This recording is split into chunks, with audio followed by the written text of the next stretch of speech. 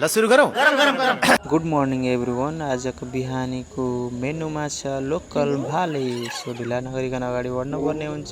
Let's go. के pose गर्ने त यस्तो हेर्दै बाबु देखाइदियो तेरो चेहरा अन्तिम पटक होला जस्तो छ केटो। के छ बिचरा पोथीहरूलाई छोडेर आइस। कुराकानी पछि अब भने हामी अगाडि बढ्नुपर्ने हुन्छ। So let's go.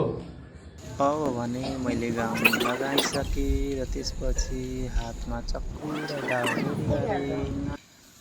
अनि त्यसपछि मासु मिठो भालेको माछा तारेको ल्याउ साइली 2 बोतल घरमै पारेको भन्दै अगाडि बढे। भाले काट्नतिर लागे। त्यसपछि बस्याउन सुरु गरे। यस्तो मासु भात खानी हो कि यस्तो मासु भात खानी हो नि 3 किलो कुखुराको मासु भारी बौलाउने गरी खानी हो।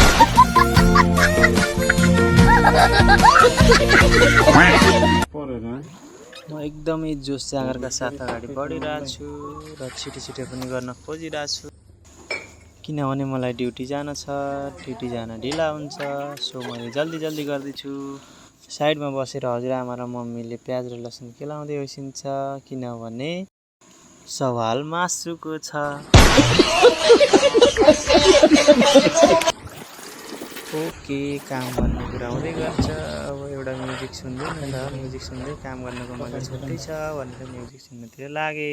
तिमी नाच म मादल बजाउला चोखो माया मनभित्र सजाउला मासु मिठो भालेको माछा तारेको ल्याउ साइली 2 बोतल।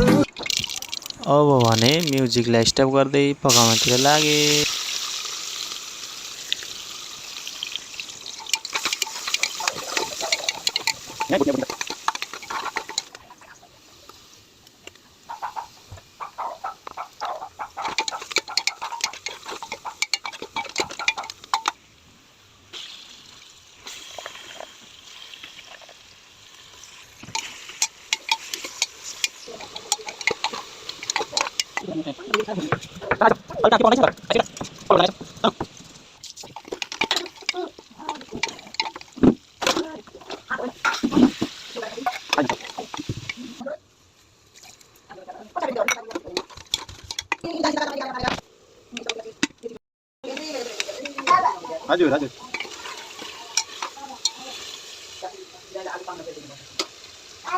हजुर